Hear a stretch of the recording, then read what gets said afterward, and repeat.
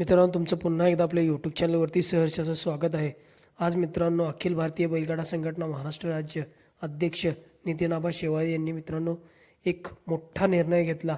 क्षेत्र मर्यादित बंदी मित्रांनो आज हटवण्यात आली. बघूयात नितीन आबा शेवाळे काय म्हणालेत ते. मेच्या दरम्यान आपण एक बैठक होऊन तुमच्या चॅनलच्या माध्यमातून आपण उत्तर महाराष्ट्र आणि पश्चिम महाराष्ट्र हे अशा मर्यादित स्पर्धा घेण्याचा निर्णय घेतला होता. त्याला कारण होतं नाशिकमध्ये जो झालेला वाद होता त्या वादाचं पुनर्वसन परत एकत्र खेळल्यामुळं एकामेकाबरोबर भांडण्यात होऊ नये म्हणून थोडे दिवस मर्यादित मैदानं घेऊन उत्तर महाराष्ट्र आणि पश्चिम महाराष्ट्रातल्या बैलगाड्या मालकांना थोडंसं वेगळं ठेवलं होतं याच्यातनं. परंतु आम्हाला काही लोकप्रतिनिधी असतील किंवा काही ज्येष्ठ बैलगाडा मालक असतील किंवा अनेक ज्येष्ठ मंडळी असतील यांच्या सर्वांच्या विनंतीने आम्ही तो आज निर्णय जो पश्चिम विभाग आणि उत्तर विभाग असं केला होता वेगवेगळं खेळायचा तो आम्ही संघटना म्हणूनच डिक्लेअर केला होता आणि संघटनेचा अध्यक्ष म्हणून आम्ही डिक्लेअर केला होता तर तो आज रोजी आम्ही तहकूब करत आहोत आणि उत्तर महाराष्ट्र आणि पश्चिम महाराष्ट्र हे दोन विभाग आता इथून पुढे एकत्र खेळू शकतात. त्या निमित्ताने आपण काही व्यवहार थांबवले होते, करार थांबवले होते. हे व्यवहार आणि करार याला सुद्धा आता कुठलाही अटकाव राहणार नाही किंवा बंधन राहणार नाही. त्याच्यामुळं त्या दोन्ही गोष्टी खुल्या केलेल्या आहेत, मैदान खेळण्यास पण आणि व्यवहार करण्यास पण.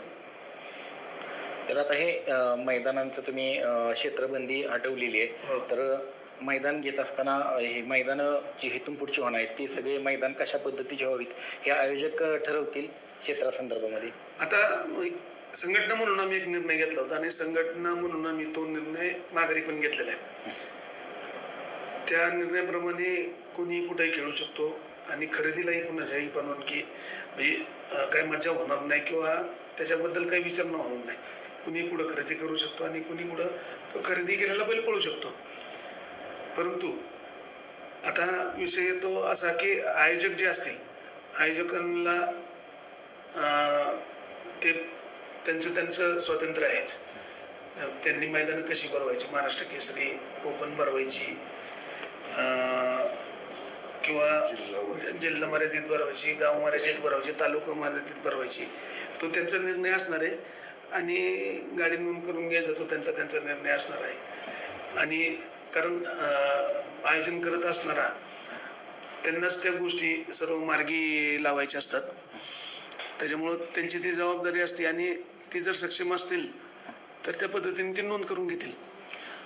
ज्यावेळेस तुम्ही क्षेत्र मर्यादित नियम लागू केला होता त्यानंतर कशा पद्धतीने संघटनेला कोणत्या म्हणजे स्तरातून तुम्हाला प्रतिक्रिया आल्या होत्या आणि लोकप्रतिनिधींनी तुम्ही आता सांगितलं की बाईटमध्ये त्यांची विनंती आली होती, तर काय कशा पद्धतीने झालं ते सांगा सविस्तर. आता काय झालं की सुरुवातीच्या काळामध्ये पश्चिम महाराष्ट्रातल्या लोकांचा फार विरोध होता. सर्व म्हणत होते की बाबा आपण कायमचंच वेगळं खेळू, परंतु असं हे कुणाला कुठंही खेळण्यापासून मज्जाव करण्यात संघटनेला म्हणजे ते योग्य वाटलं नाही. तो निर्णय योग्य वाटत नाही आहे आणि फक्त तो जो निर्णय घेतला गेला होता तो फक्त वादिवाद किंवा भांडण मारामारी व्हावं नाही म्हणून घेतला गेला होता. आणि त्याचंच एक उदाहरण द्यायचं झालं तर त्याच विषयावरनं एक भांडण झालं माळशिरसच्या मैदानामध्ये. त्याचं पुनर्वसन काय पुढं झालं ते सर्वांना माहिती आहे. तर अशा स्वरूपात अजून अनेक भांडणं होऊ नये. त्या काळी निर्णय घेतला तो नवीन विषय होता, त्या टायमिंगला जास्त झालं असतं. परंतु 1-2 महिन्यानंतर आता तो निर्णय आपण मागं घेतोय आणि सर्वांना सर्वीकडे पळायची परवानगी देतोय. आता उत्तर महाराष्ट्रातले जे काही जिल्हे आहेत त्या जिल्ह्यात आता तुम्ही क्षेत्र मर्यादितची बंदी हटवलेली आहे, त्यामुळे बैलगाडी मालक या ठिकाणी येणार आहेत, तर त्या बैलगाडी मालकांना संघटनेच्या वतीनं काय सूचना असतील? संघटनेच्या वतीने एवढंच सांगणार आहे की 3 फेऱ्यांचा खेळ जो आहे तो पश्चिम महाराष्ट्रातला ओरिजिनली आहे. म्हणजे ह्यांचा पश्चिम महाराष्ट्रातला तो पूर्वीपासूनचा ऐतिहासिक खेळ आहे आणि त्याच्यामध्ये उत्तर भारतातली आपल्या उत्तर महाराष्ट्रातली लोक नव्याने समाविष्ट झालेले आहेत. तर इकडे म्हणजे हा खेळ मूळचा ह्यांचा पश्चिम महाराष्ट्राचा, परंतु तुम्ही नवीन आहे, ह्याची नियमावल्या तुम्ही सर्व व्यवस्थित पाळल्या गेल्या पाहिजेत. किंवा तुमच्याकडे जरी ह्या पद्धतीचा खेळ घेतला तर ह्याच नियमावलीने तो खेळ खेळायला गेला पाहिजे.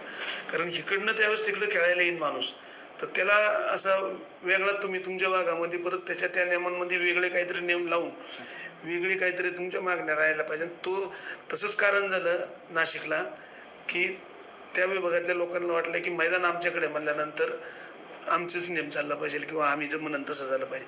हे असं चालत नाही. इकडं येताना जो नियम तुम्हाला लावले जातात तेच इकडनं तिकडं लोक ज्यावेळेस येतील त्यांना तेच नियम लावले गेले पाहिजेत. दोन्हीकडे एकसारखेच नियम पाहिजेत आणि एकसारखेच कायदे कानून पाहिजे त्या खेळाची. त्याचबरोबर त्या भागामध्ये सुद्धा मैदान होत आहेत 3 फेऱ्याची, तर त्या आयोजकांना काय सांगाल? त्यांच्या आयोजकांना एवढंच सांगाल की ज्या पद्धतीने शासनाने काही नियमावली घालून दिल्या असतील त्या पाळल्या पाहिजे काटेकोरपणे. दुसरी गोष्ट, संघटनेने काही नियमावली केलेली आहे त्याच्या व्यतिरिक्त, की जेणेकरून खेळ सोपा निर्विघ्न पार पडण्यासाठी जे काही निर्णय घेतलेले आहेत त्याचे काय, जसे समजा झेंड्या बसली पट्टी असेल, कॅमेरे असतील, दोन्ही बाजूचे कॅमेरे, ड्रोनचा विषय असेल, तुम्हाला सांगतो कॅमेऱ्यावरनं निकाल देणं वगैरे, ज्या काही गोष्टी केल्यात आणि त्याच्यातनं वादिवाद टाळतात आणि खेळ चांगला होतोय, पारदर्शी होतोय, ह्या पद्धतीनेच तुम्ही खेळत राहिलं पाहिजे. तिकडं तुम्ही खेळ वाढत असताना वेगळ्या पद्धतीने तो खेळ वाढला नाही पाहिजे किंवा वेगळ्या नियमावलीने वाढला नाही पाहिजे. ज्या पद्धतीने इकडं आदत वेगळा पळतो, दुसरा वेगळा पळतो किंवा ओपन वेगळा पळतो, त्या पद्धतीनेच तो खेळ खेळला गेला पाहिजे. आदत दुसरा एकत्र पळवण्याची वगैरे ती आपण प्रथा मोडलेली आहे, त्याची परत उगाच चुकीच्या प्रथेला सुरुवात नाही केली पाहिजे तुम्ही तिकडं. कारण काय होतं की मग तुम्ही इकडं आल्यानंतर तुम्हाला ते नियम रुजू पडत नाही, मग त्याच्यातनं वाद होतात. तर त्या पद्धतीने आम्ही त्या भागातल्या लोकांचं बी एक बैठक घेऊन त्यांचं समुपदेशन करणार आहे. त्यांना या गोष्टीचे सर्व आम्ही जाणीव करून देणार आहे.